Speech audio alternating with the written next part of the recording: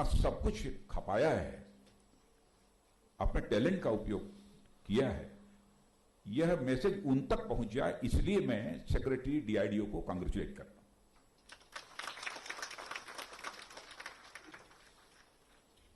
और मैं कह सकता हूं कि चाहे वह मल्टी रोल फाइटर एयरक्राफ्ट हो, तेजस हो, चाहे बैलिस्टिक मिसाइल सिस्टम हो, अंडर वाटर सिस्टम्स हैं, यह सब सारे राडार सिस्टम हो, इन सभी सारी चीजों ने हमारी आर्म फोर्सेस की कैपेसिटी को भी बढ़ाया है और हमारी आर्म फोर्सेस की कैपेबिलिटी को भी इसको बढ़ाया है। आज हिम्मत के साथ हम कहते हैं ना कि हम किसी का मुकाबला कर सकते हैं। भारत में अन्य लोगों को जानकारी जिनको नहीं है नहीं होगी, लेकिन हमारी फोर्सेज ने सचमुच जो काम इस समय किया है वह करिश्माई काम किया है, कोई छोटा काम नहीं किया है।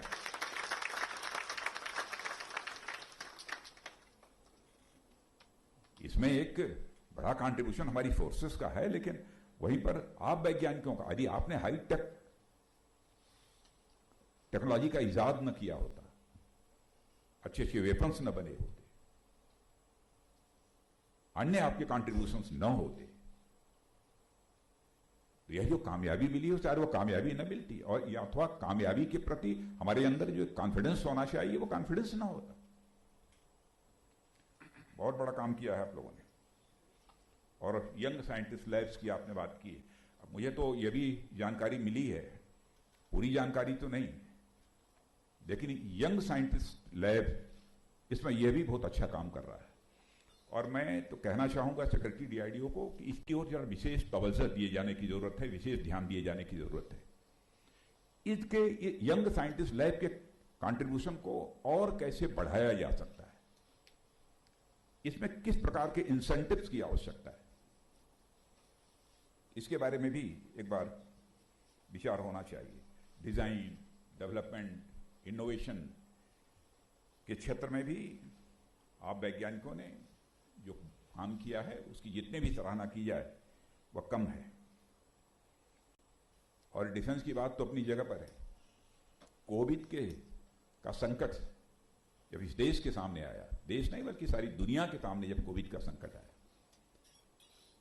एक समय तो प्रारंभ का जो समय था जब कोविड का यह दौर आया था, तो लोग बहुत घबराए हुए से थे। डॉक्टर से, हम लोगों से बातचीत में कहते थे, साहब हमारे यहाँ वेंटिलेटर नहीं है, हमारे यहाँ सैनिटाइजर्स इतने नहीं मिलेंगे, इतना मास्क बहुत समय लगेगा, लंबा समय लगेगा। लेकिन डीआरडीओ ने वेंटिलेटर्स बनाने में मास्क, पीपीई किट्स, यह सब सारा और सैनिटाइजर्स वगैरह जो काम किया है उसकी जितने भी सराहना की जाए वह कम है। मैं बधाई देना चाहता हूँ डीआरडीओ को। और इतना ही नहीं, दिल्ली में और एक शायद बिहार में भी, बिहार में कोविड के 2 हॉस्पिटल्स भी खड़े कर दिए। और लोग ये बतलाते हैं कि उन हॉस्पिटल्स में जो लोग लौट कर आए हैं वो मुझे बतलाते हैं कि बहुत अच्छी फैसिलिटीज वहां पर है, उन्हें किसी प्रकार की कोई कठिनाई नहीं होती। भारत को हमारे प्रधानमंत्री जी ने कहा है कि हम आत्मनिर्भर भारत बनाना चाहते हैं।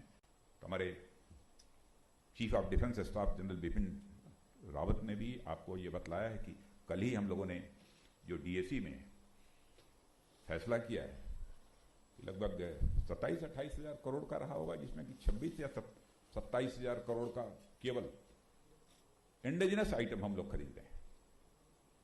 उसमें भी किसका कंट्रीब्यूशन है? कंट्रीब्यूशन है तो आप जैसे वैज्ञानिकों का ही कंट्रीब्यूशन है। और साथ ही साथ आपने पेटेंट टेक्नोलॉजी ट्रांसफर से इस भारत की इंडस्ट्रीज को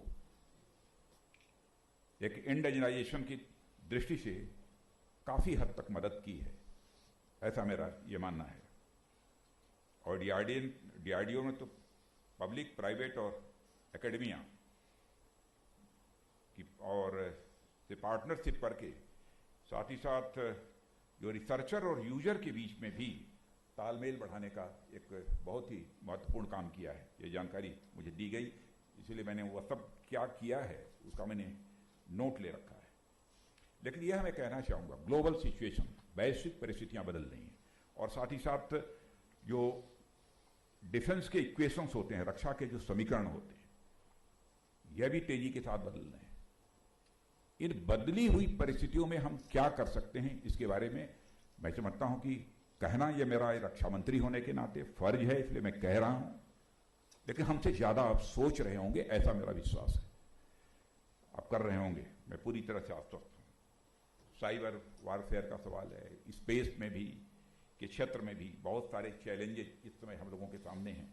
और मैंने देखा कि इस क्षेत्र में भी जिन वैज्ञानिकों ने काम किया है उनको आज यहाँ पर पुरस्कृत किया गया है।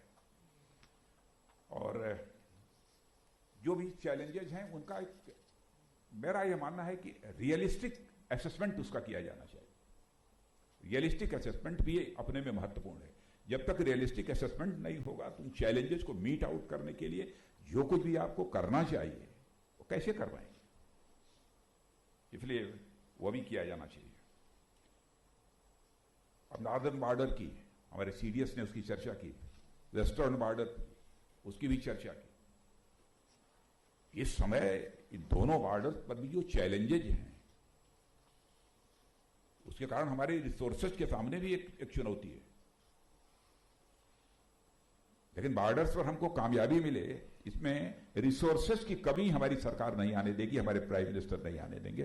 मैं पूरे कॉन्फिडेंस के साथ में कह सकता हूं, नहीं आने देंगे।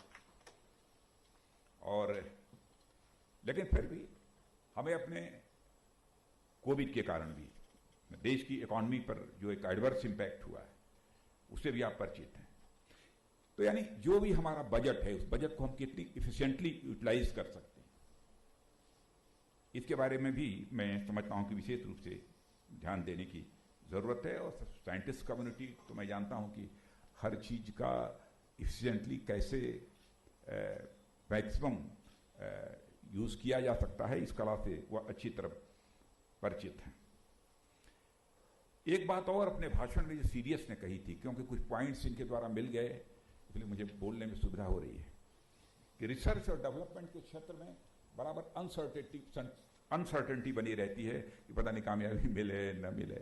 क्योंकि मैं तो ऐसे भी वैज्ञानिकों को जानता हूं कि उन्होंने 30-30 साल, 25 साल, 45 साल, 40 साल तक काम किया है, तब जाकर थोड़ी बहुत कामयाबी मिल पाई। ऐसे भी लोगों को जानता हूं कि कोई लक्ष्य उन्होंने निर्धारित किया, उसको हासिल करने के लिए सारी जिंदगी गुजार दी, तब वो नहीं कर पाए तो आगे आने वाली पीढ़ी ने उस काम को किया। स्वाभाविक है, सफलता मिलती है तो मनोबल ऊंचा होता है, सफलता नहीं मिलती है तो मनोबल टूटता है। लेकिन मैं ये कहना चाहूंगा कि पूरे लगन के साथ हम सबको काम करने की जरूरत है। असफलता मिल जाए तब भी 100% अचीवमेंट नहीं, बल्कि इस कॉन्फिडेंस से काम करने की जरूरत है कि हम 200% अचीवमेंट हासिल करेंगे। इस कॉन्फिडेंस के साथ हमको काम करते रहने की जरूरत है। और इस दिशा में आप सब लोग काम कर रहे हैं, सचमुच मुझे इस बात की बेहद खुशी है। और टैलेंट्स का, प्रतिभाओं का जिस तरीके से सम्मान होना चाहिए, मैं डीआरडीओ से भी कहूंगा, और शानदार तरीके से, बेहतर तरीके से इन सारे टैलेंट्स का सम्मान होने का कोई न कोई तरीका हमको लाना पड़ेगा। और अगली बार जब भी वैज्ञानिकों का सम्मान हो, सारी मीडिया को इनवाइट करिए, लोगों को इनवाइट करिए, ऑफिसर्स को इनवाइट करिए, उनके सामने जब तक कुछ ऐसी डिग्निटरीज भी हों जो हमारे इंडस्ट्री के पार्टनर्स हों, वो भी हों, और उनके सामने इनका सम्मान होना चाहिए। ये मैं अपनी तरफ से सुझाव देना चाहता हूं। और आज के समारोह में मैं एक बार पुनः यही कहना चाहूंगा कि आप लोगों ने बहुत ही कड़ी मेहनत के साथ काम किया है और इस देश को एक अपना योगदान दिया है। मैं पुनः उसके प्रति अपना सम्मान व्यक्त करता हूं। और अंत में पुनः दोबारा मैं एक बार शीश झुकाकर आपका भी और इस देश के सारे वैज्ञानिकों का अभिनंदन करते हुए अपना निवेदन समाप्त करता हूं।